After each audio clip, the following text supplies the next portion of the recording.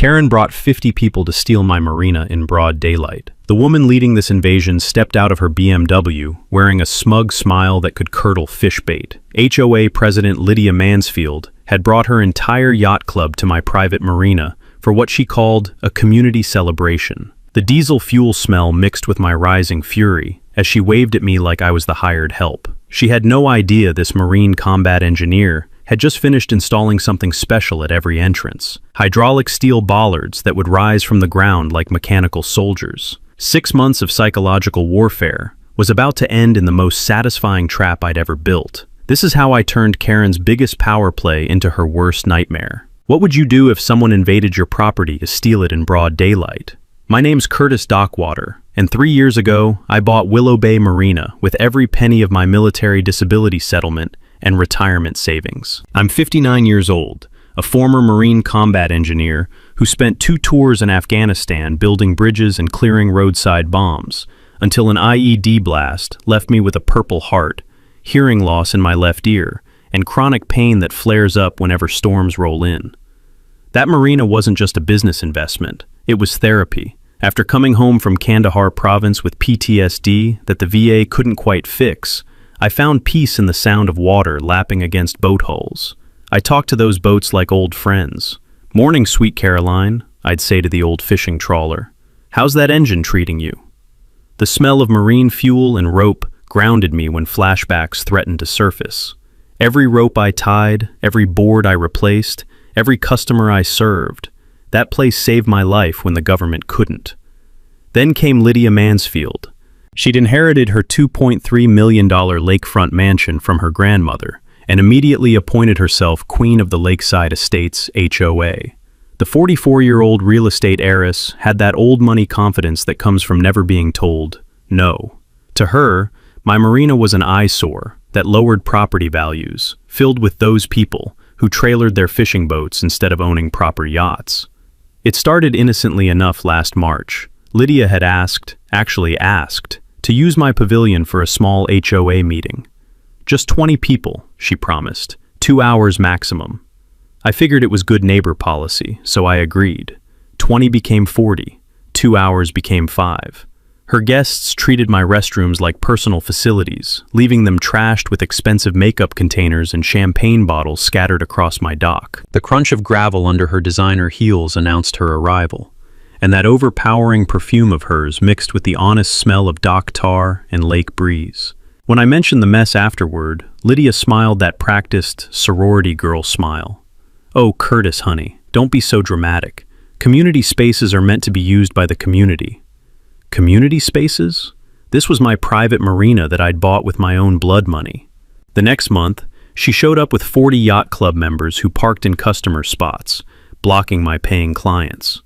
They spread out like they owned the place, snapping selfies on my docks, using my picnic tables, demanding my staff provide ice and restroom access.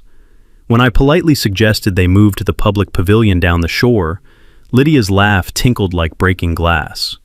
"Curtis, honey, we've been using lakefront properties for community events since before you moved here. It's tradition."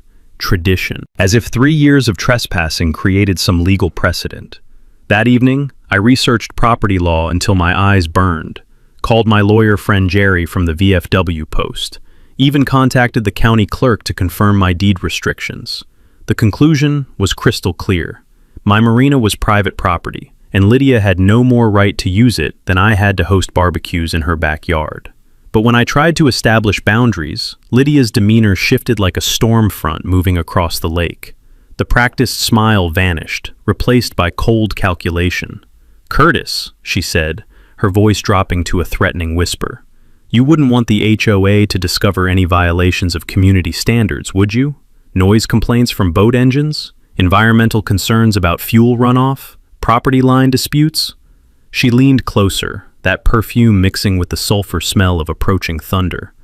These things can get so complicated for small business owners. That familiar tightness gripped my chest, the same feeling I'd had when insurgents tried to intimidate local contractors in Afghanistan. But this wasn't Kandahar. This was America, where property rights meant something, where a veteran shouldn't have to take orders from some entitled socialite who'd never earned a callus in her life. Lydia had made a serious miscalculation.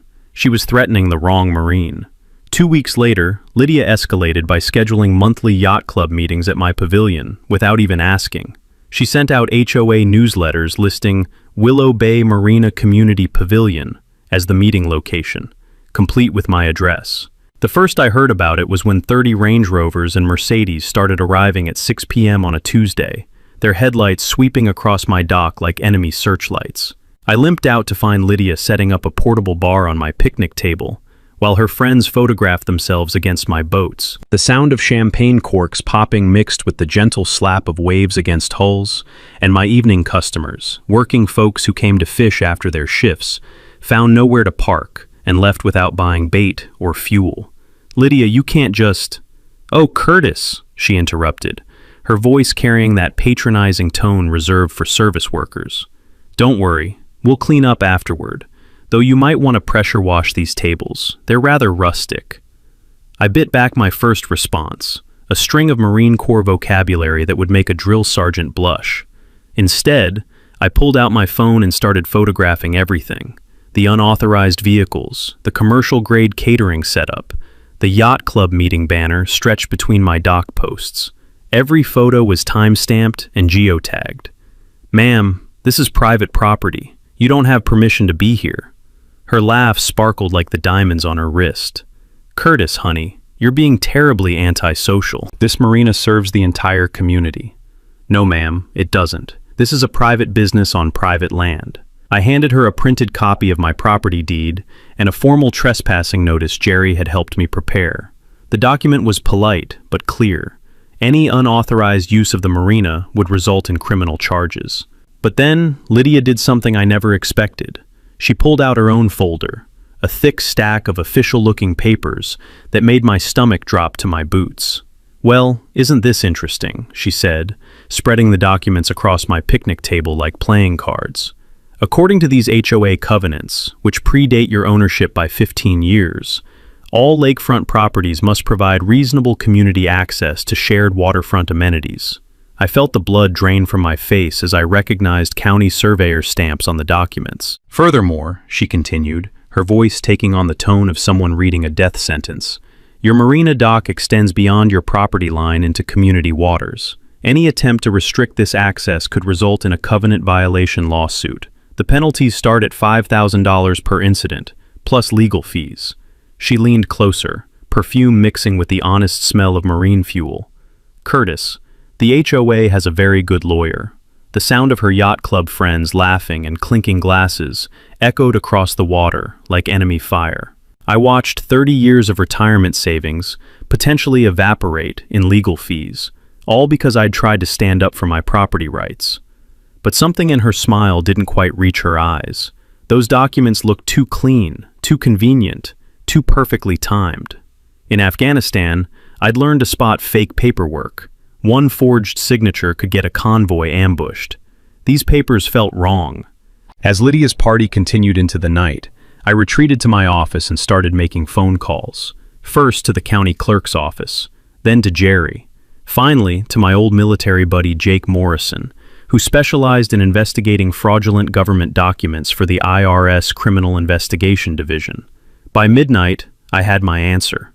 "Curtis," Jake said over the phone, "those covenants are real, but they've been modified. Recently, 3 key phrases were added in different ink, and that notary seal is a photocopy, not an original embossment. Someone's been very busy with document forgery." I smiled for the first time in weeks. In Afghanistan, we called this preparation of the battlefield, when the enemy reveals their position while thinking they're hidden. Lydia had just shown me exactly how she planned to fight. She'd chosen the wrong battlefield. I was a combat engineer who'd spent years detecting and disabling sophisticated Taliban booby traps. Compared to roadside bombs, suburban legal warfare was child's play. Here's something most property owners don't know. When someone shows you official documents that seem too convenient, trust your instincts. Real legal documents have specific formatting, original seals, and consistent ink. Always demand to see originals, never photocopies. A simple call to the county recorder's office can verify if covenants have been modified recently. As I watched the last yacht club member drive away, leaving champagne bottles scattered across my dock, I began planning my counterattack. Lydia thought she was playing chess, but I was about to teach her that Marines play a very different game. The following month, Lydia doubled down by launching what she called lakeside luxury events, essentially turning my property into her personal event venue. The first was a wine tasting for 50 people, complete with professional catering trucks that blocked my fuel delivery. The second was a sunset soiree, featuring a jazz quartet and open bar. I discovered what she was really up to when my regular customer Earl Hodges, a retired plumber in his 70s, approached my office looking confused. "Curtis, when'd you start charging admission to fish? That fancy lady at the gate wants $200 for me to access my usual spot." "Earl, I'm not charging anybody anything. That woman's trespassing." "Well, she's got official-looking signs and everything." I walked out to find Lydia had set up a registration table at my Marina entrance with a cash box and printed tickets. A professional banner read, "Lakeside Luxury Events," with smaller text, "Premium Waterfront Experience, $200 per guest." The smell of expensive catering mixed with diesel fumes as I approached her setup. She was wearing another white outfit that probably cost more than my truck payment, directing guests like she owned the place. "Ma'am, you're running a commercial business on my property without permits." She didn't even look up from her guest list. "Curtis, sweetie, this is a community fundraiser. Surely you support local charities." "What charity?" "The Lakeside Preservation Foundation. We're raising money for environmental initiatives." "I've never heard of..." "Perhaps you should spend less time questioning community leaders and more time maintaining your facilities," she interrupted. "Several guests have commented on the primitive conditions." That evening, I investigated this Lakeside Preservation Foundation. No state charity registration, no IRS nonprofit status, no public financial records. The website had been created 3 days earlier. Then I did the math that made my blood boil. 50 guests times $200 equaled $10,000 per event. Monthly events meant she was pulling in $120,000 annually, operating on my property without permits, insurance, or paying a dime in taxes. Monday morning, I filed complaints with County Business Licensing for unlicensed commercial operation, the State Tax Authority for unreported income, the IRS for fake charity registration, and the Better Business Bureau for fraudulent business practices. Wednesday afternoon, Jerry called with troubling news. "Curtis, she's smart. Filed paperwork yesterday for Lakeside Preservation Foundation as an emergency nonprofit." "That's good, right? Proves she was operating illegally before?" "Yes, but it also means she's lawyering up.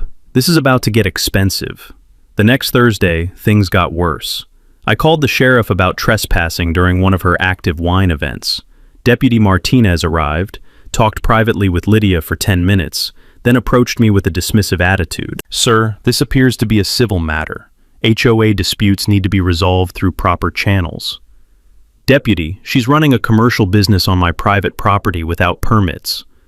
"Ma'am has all necessary documentation for a community charitable event." I watched him drive away without even glancing at Lydia's so-called documentation. That evening, Jerry called with the real reason behind the deputy's indifference. "Curtis, I did some digging on Sheriff Thomas Brennan. He's married to Lydia's sister Patricia." My stomach sank. That explains why the deputy wouldn't help. Gets worse. Brennan owns property in Lydia's HOA. She controls his family's property values. The corruption ran deeper than HOA politics. I was fighting a connected network of money, power, and family ties that reached into law enforcement itself. But here's something every property owner should understand about local corruption. When local authorities won't help, federal agencies will. The IRS doesn't care about your brother-in-law's HOA politics when you're evading taxes. Wire fraud becomes a federal crime the moment it crosses state lines. And document forgery? That's the FBI's jurisdiction, not your corrupt local sheriffs. I realized I needed to change tactics entirely. Local law enforcement was compromised, but federal agencies operate by different rules. It was time to call in reinforcements that Lydia's family connections couldn't touch. That night, I made a call to Jake Morrison at IRS Criminal Investigation. "Jake, remember that favor you owe me from Kandahar? I'm ready to collect." "What kind of favor?" The kind that involves tax evasion, document fraud, and a very wealthy woman who thinks she's above federal law. Jake's laugh carried the familiar sound of a fellow Marine smelling blood in the water. Send me everything you've got. If there's federal fraud here, we'll find it. Lydia thought she was fighting a disabled veteran with limited resources. She had no idea she'd just picked a fight with the United States government. By June, Lydia had escalated to what I can only describe as media warfare. She announced her biggest event yet, a Marina heritage celebration, designed to cement her claim to my property through sheer public pressure. I discovered the event through a Facebook post that made my teeth grind. Marina Heritage Celebration, preserving our lakefront legacy. She was expecting over 100 attendees, had confirmed local news coverage, and planned something called an adverse possession ceremony at 3 p.m. The Historical Society had endorsed it, and Lydia was being portrayed as a community hero, standing up to commercial development threatening public access. Saturday morning, at 9 a.m., a Channel 7 news van arrived early. I watched from my office window as reporter Jessica Walsh interviewed Lydia in front of my boats, positioning her with the lake and marina in the background, like she owned the place. "Tell us about this heritage celebration," the reporter said. Lydia gestured toward my property, wearing a patriotic red blazer with an American flag pin. "For generations, this lakefront has served our community. Unfortunately, recent commercial development threatens public access to these historic waters. What kind of resistance have you encountered?" Some individuals prioritize profit over community tradition. They're using legal intimidation to block families from enjoying their lakefront heritage. The camera angle made me appear as an angry man, lurking in the distance, while she spoke about preserving community access for families. It was masterful manipulation. She looked like a patriotic community leader, while I looked like the villain. By 11 a.m., 100 cars began arriving, creating complete gridlock on my private road. At noon, the crowd had grown so large that food vendors set up without permits, and the sound system blasted patriotic music so loud that boats in neighboring slips started pulling anchor and leaving. I systematically photographed everything: emergency access blocked, commercial vendors on private property, property damage from overcrowding, and those armed guards who had no legal authority to be there. Every photo was time-stamped and geotagged for evidence. When I called 911 to report mass trespassing, the dispatcher's response told me everything I needed to know about local corruption. "Sir, we've received reports of a community heritage event. Are you sure this isn't authorized? It's on my private property without permission. We'll send someone when available." No officers arrived during the entire 6-hour event. That evening's news broadcast was the final straw. They portrayed me as the villain in my own story. A local marina owner is facing criticism for attempting to restrict community access to traditional lakefront gathering spaces. The reporter announced over footage of me looking angry and unreasonable. Lydia was interviewed as a concerned community leader. "We just want families to enjoy the lake their grandparents loved. It's heartbreaking when profit comes before people." The story painted her as a wholesome advocate for family values, while I appeared to be some greedy businessman opposing community tradition. Not once did they mention that it was my private property, or that she'd been operating commercial events without permits. Monday morning brought the most disturbing revelation yet. Jerry called with information that changed everything. "Curtis, I traced all the connections. Lydia's husband Richard sits on the board of First National Bank, the bank that holds your Marina mortgage. The implications hit me like that IED blast all over again." "What does that mean?" "She's not just stealing your property for events. She's positioning to force foreclosure and acquire the marina permanently. This isn't harassment. It's a systematic takeover. Every piece suddenly fit together. The escalating trespassing, the fake legal documents, the media manipulation, the armed security, the corruption of local law enforcement. It was all designed to drive me into bankruptcy so she could acquire my property at foreclosure auction. But Lydia had made one critical error in her grand scheme. By bringing armed security to intimidate a federal investigation witness, she just escalated from local fraud to federal crimes with potential violence. That pushed this case into FBI jurisdiction, where her husband's bank connections meant absolutely nothing. The gloves were officially coming off. In July, everything changed with one phone call from Jake Morrison at IRS Criminal Investigation. Curtis, you need to sit down for this. We've been digging into Lydia Mansfield's finances for 3 weeks, and you've stumbled onto something much bigger than HOA politics. I was in my Marina office, morning coffee growing cold as Jake laid out what his team had discovered. First, that Lakeside Preservation Foundation she's been using, it collected $240,000 over 18 months without filing a single tax return. That's federal tax evasion. My hand tightened on the phone. $240,000 from my property? Gets worse. She's been embezzling HOA funds to pay her personal legal fees, $35,000 so far. Then there's wire fraud for using that fake charity across state lines, plus document forgery for those modified covenants you caught. I could hear Jake typing on his computer. The scope of it staggered me. This wasn't personal harassment. It was organized crime disguised as community activism. Jake continued. Tom Riverside at the boat repair shop? She's forced him to provide free community maintenance. Maria Santos, who owns the lakefront restaurant. Lydia's been demanding community dining access and threatening health violations when she refuses. Bill Thompson with the private beach? She's declared it a traditional swimming area and brings groups there every weekend.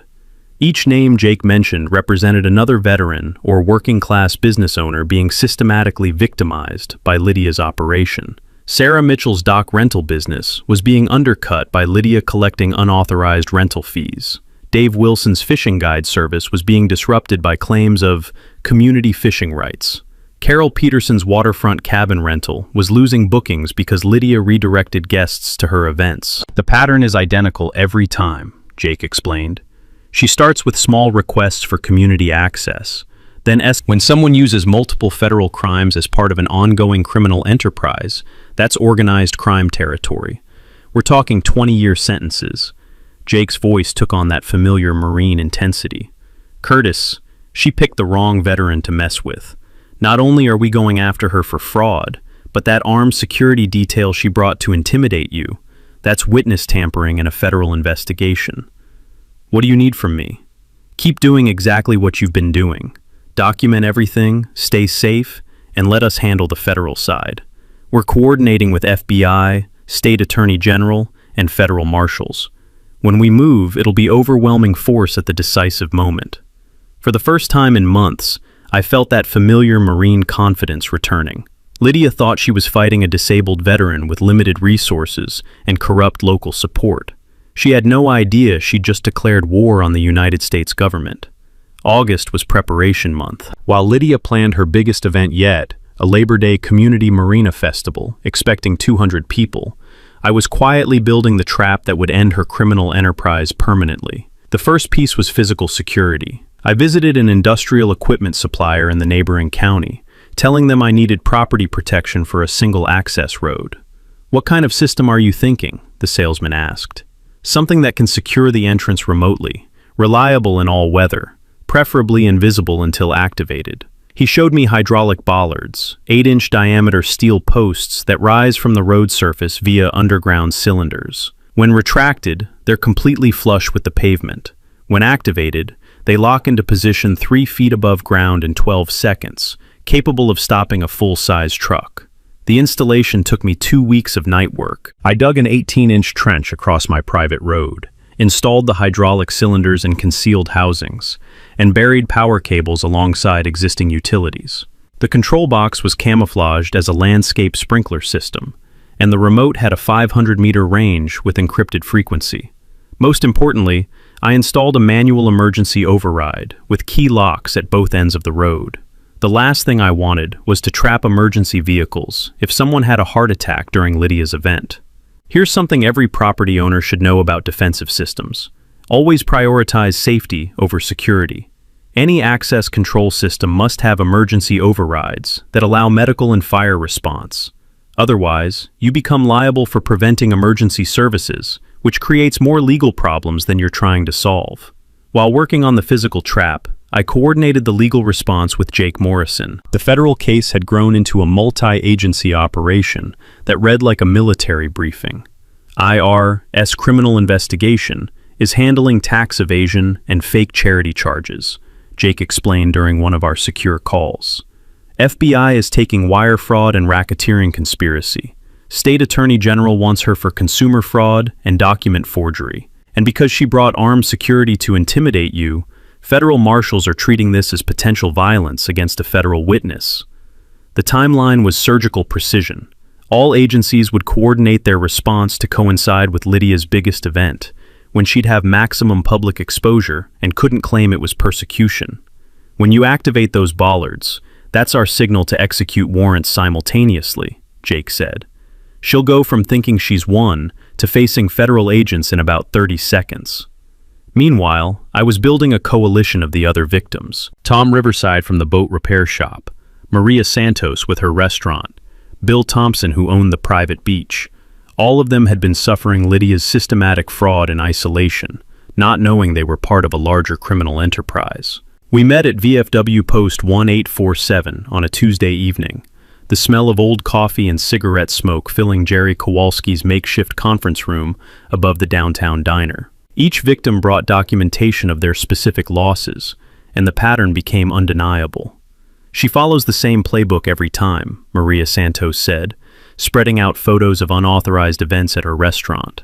Starts with small community requests, escalates to commercial exploitation, then threatens legal action when you resist. Tom Riverside nodded grimly.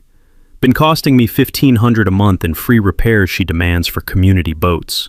Can't afford to fight her lawyer. Well, now you don't have to, Jerry announced. Federal prosecutors are building a RICO case. Each of your individual losses becomes part of the organized crime pattern. The emotional transformation in that room was powerful. These hard-working business owners had been suffering alone, thinking they were isolated victims of an entitled bully. Suddenly they realized they were witnesses in a federal racketeering case. We also coordinated with Jessica Walsh, the Channel 7 reporter who'd initially been fooled by Lydia's public relations campaign. "I owe you an apology, Curtis," she admitted when we met at the Marina. "My investigation into the corruption network shows this is organized crime, targeting veteran-owned businesses specifically." Why target veterans? Because you have assets from disability settlements. You're often isolated from community power structures, and you're seen as temporary residents who won't fight back effectively. She paused, studying her notes. Lydia picked the wrong demographic to victimize. We agreed that Jessica would hold her exposé until the federal arrests began, then provide comprehensive coverage of the entire criminal network. By Labor Day weekend, everything was coordinated with military precision. Lydia expected 200 people for her community reclamation festival. What she'd get instead was federal agents executing warrants for racketeering conspiracy, tax evasion, wire fraud, and witness intimidation. The trap was set. All that remained was for her to walk into it. Late August brought Lydia's most desperate moves yet, starting with legal intimidation that made my military training kick into high gear. I received certified mail on a Wednesday, notice of federal ADA discrimination lawsuit.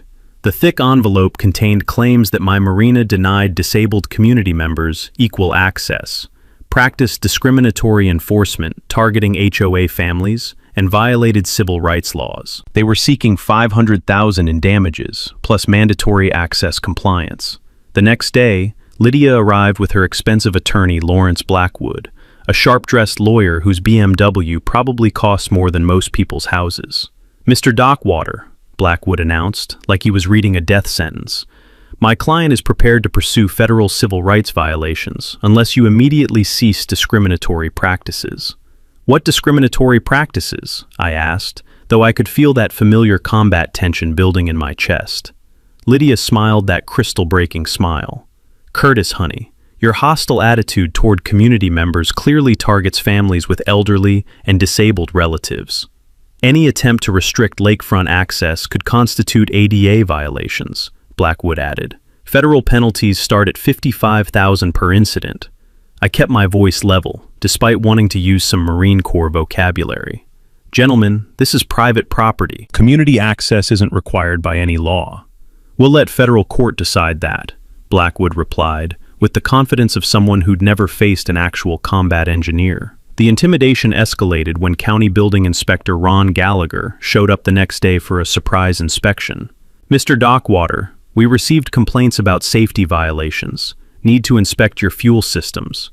"What specific violations?" I asked, immediately suspicious.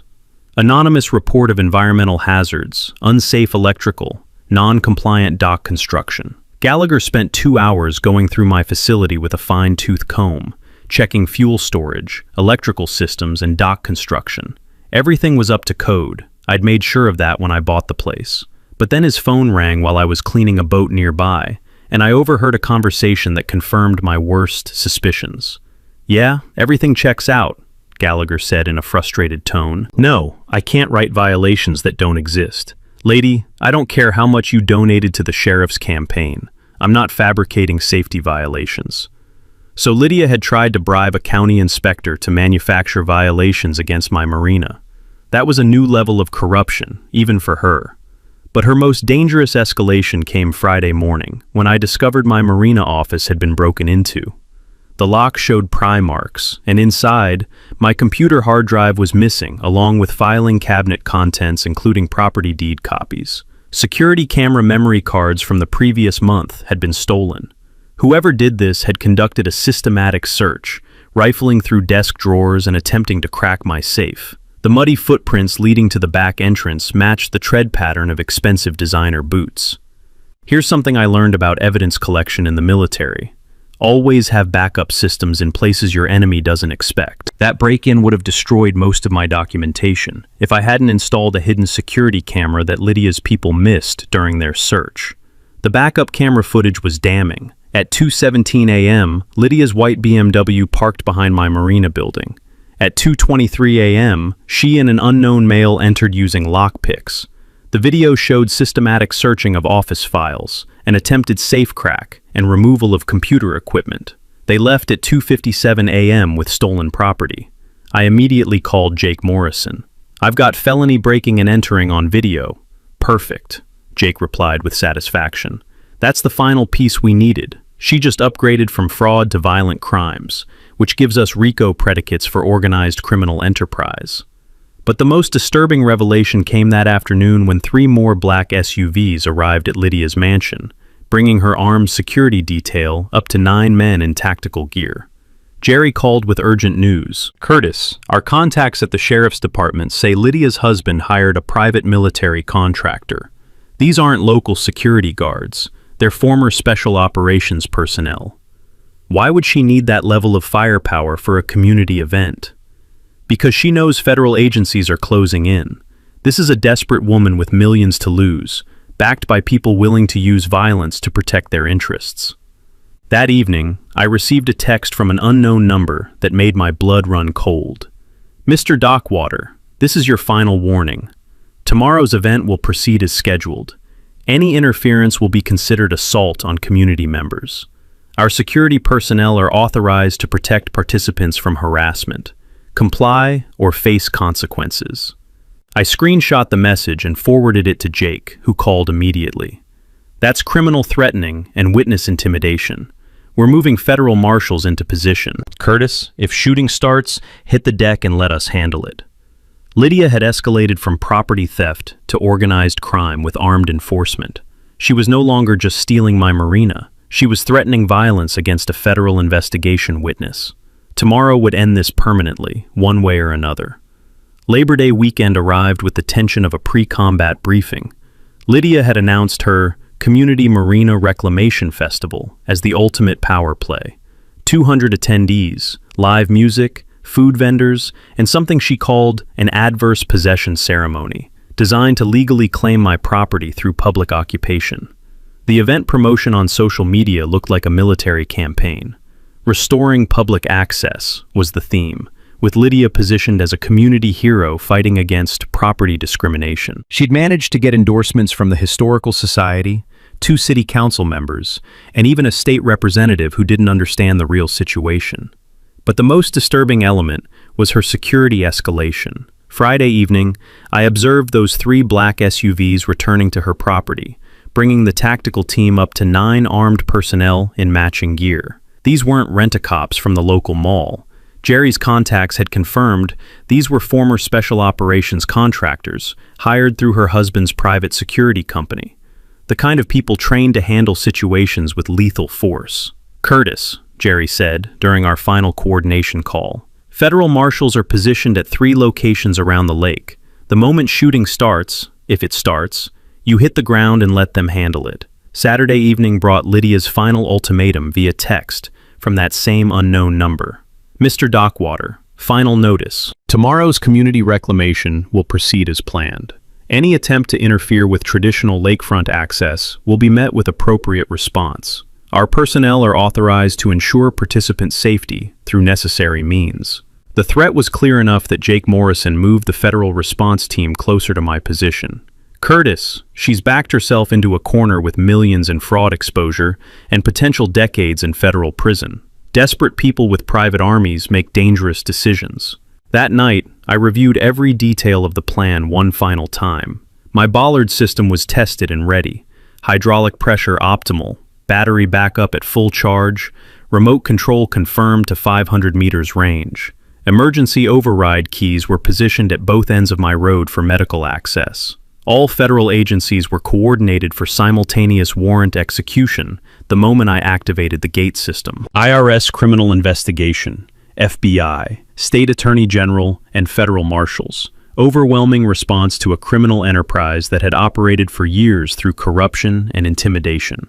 The coalition of victimized property owners was ready to present testimony. Tom Riverside, Maria Santos, Bill Thompson, and the others would finally get their day in court against the organized crime operation that had been systematically stealing from veteran-owned businesses.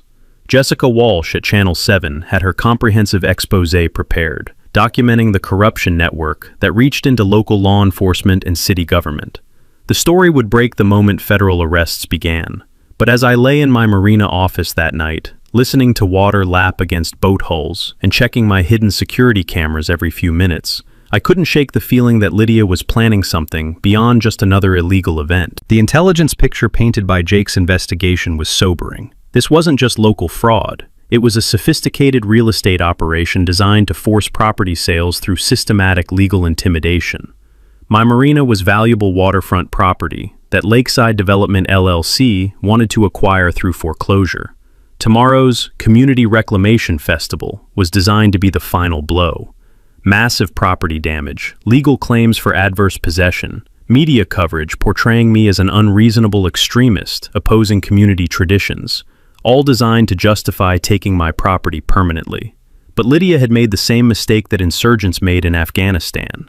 She'd revealed her entire operation while thinking she was hidden. Federal agencies now had complete documentation of tax evasion, wire fraud, document forgery, embezzlement, and witness intimidation.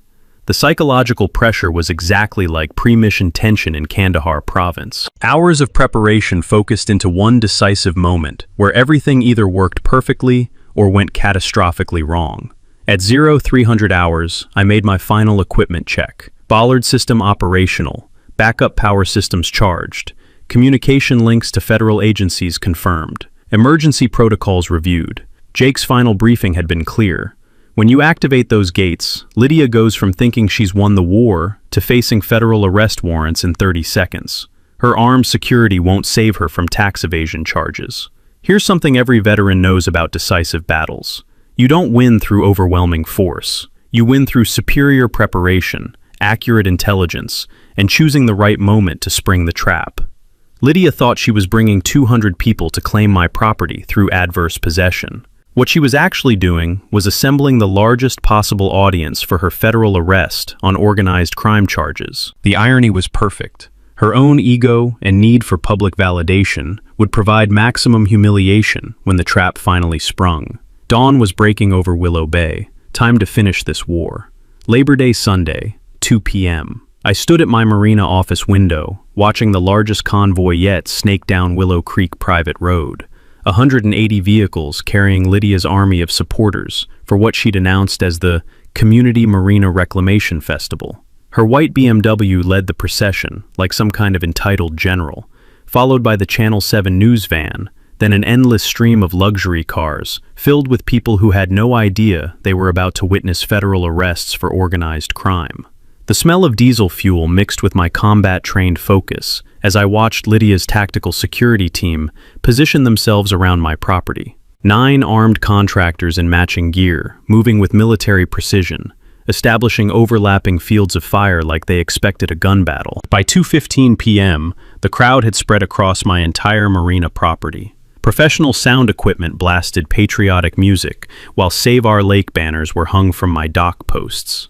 Food vendors set up on my pavilion, and families with children spread picnic blankets on my private beach area. At 2:45 p.m., Lydia took the microphone for what she'd advertised as the adverse possession ceremony, a legal ritual designed to claim my property through public occupation. "Today, we reclaim our community's birthright," she announced to cheers from 200 people who thought they were supporting a good cause. "This lakefront belongs to families who've loved these waters for generations." The crowd roared approval while news cameras rolled, capturing what they thought was grassroots democracy in action. "No single person can steal public access through legal intimidation," Lydia continued, her voice carrying that familiar tone of righteous authority. But she had no idea. Electronic screens mounted on the gate posts lit up with a message visible to news cameras. "Private property, unauthorized access prohibited. Police notified." At 3:02 p.m., the federal response arrived with overwhelming force.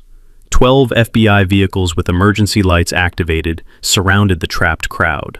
6 IRS criminal investigation units positioned at strategic points. Federal marshals in tactical gear deployed from armored vehicles. State Attorney General prosecutors stepped out of black sedans with briefcases full of warrants. FBI Special Agent Sarah Indigo announced through a bullhorn that carried across the water, "This is FBI. Lydia Mansfield. You are under arrest for federal tax evasion, wire fraud, and racketeering conspiracy." The transformation in Lydia's face was instantaneous, from triumphant community leader to trapped criminal in 3 seconds.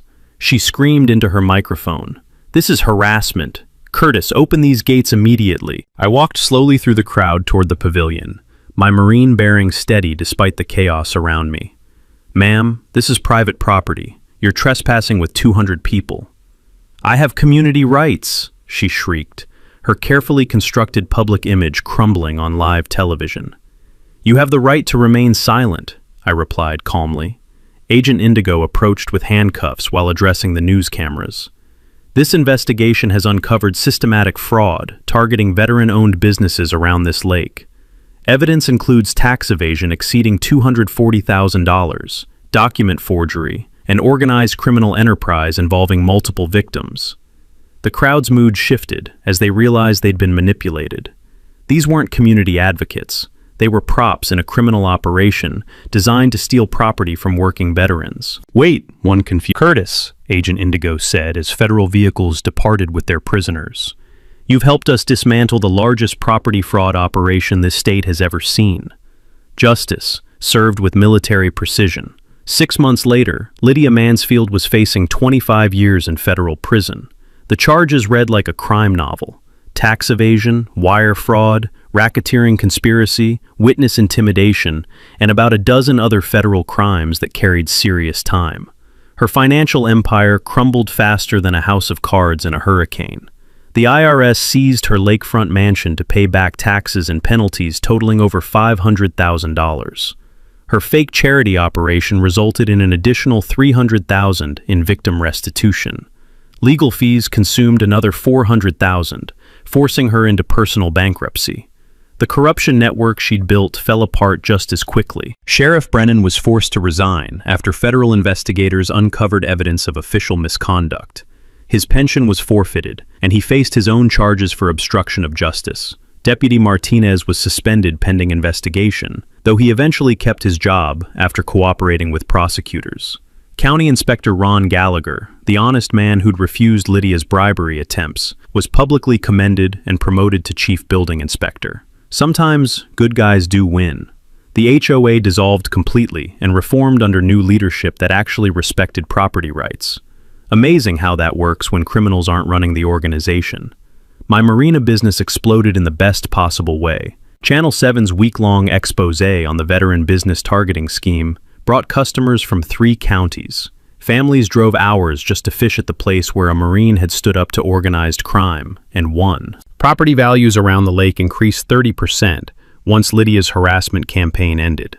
Turns out, Legitimate businesses thrive when they're not being systematically victimized by criminals disguised as community activists. The financial recovery exceeded my wildest expectations. The IRS whistleblower program paid me $48,000, 20% of the recovered taxes. The civil lawsuit settlement brought another $125,000 for property damage, lost revenue, and emotional distress. Insurance covered $75,000 in business interruption costs. Criminal restitution added another $85,000 that Lydia was court-ordered to pay. Total recovery? $333,000. I used that money to transform Willow Bay Marina into something even better than I'd originally dreamed. Expanded dock capacity to 60 slips, installed a new fuel system with environmental upgrades that exceeded federal standards, built proper customer amenities including clean restrooms, a comfortable pavilion, and an improved boat launch. But the best investment was starting the Veterans on the Water program, a nonprofit that provides free boat storage for disabled veterans, PTSD therapy through recreational fishing, and job training and marine maintenance. We serve 40 veterans monthly, and 12 have gained full-time employment through our partnerships with local businesses. The program now raises $85,000 annually through community fishing tournaments, legitimate community events where everyone's welcome, and all proceeds support veteran mental health services. We partner with the VA Medical Center for therapy referrals, and the program has expanded to 3 other lakes in surrounding counties. The Veterans Affairs magazine featured us in their success stories, and the Small Business Administration gave me their Veteran Entrepreneur Award. The personal healing surprised me most. Standing up to systematic bullying and corruption helped my PTSD symptoms more than years of VA counseling. Having a community that genuinely supports veteran success, rather than just paying lip service to it, made all the difference. Here's the beautiful irony. I now voluntarily provide more genuine community access than Lydia ever demanded, but on terms of mutual respect rather than criminal theft. Families fish from my docks every weekend, kids take sailing lessons, and senior citizens get discount rates. The difference is choice. When you respect property rights and ask permission, most Americans are incredibly generous. When you try to steal through legal intimidation and corruption, you get federal prison. Last week, I got a call from a marina owner in Florida facing a similar HOA harassment situation. "Curtis," he said, "I heard what you did with that criminal who tried to steal your marina. Can you help me understand how to fight back?" That's how this story really ends, not with revenge, but with justice that protects other veterans from the same crimes. So here's my question for you. Got any HOA nightmare stories? Share them in the comments below. Sometimes sunshine is the best disinfectant for corruption. And if this story inspired you to support veteran-owned businesses in your community, hit that subscribe button for more stories of Americans who refuse to back down.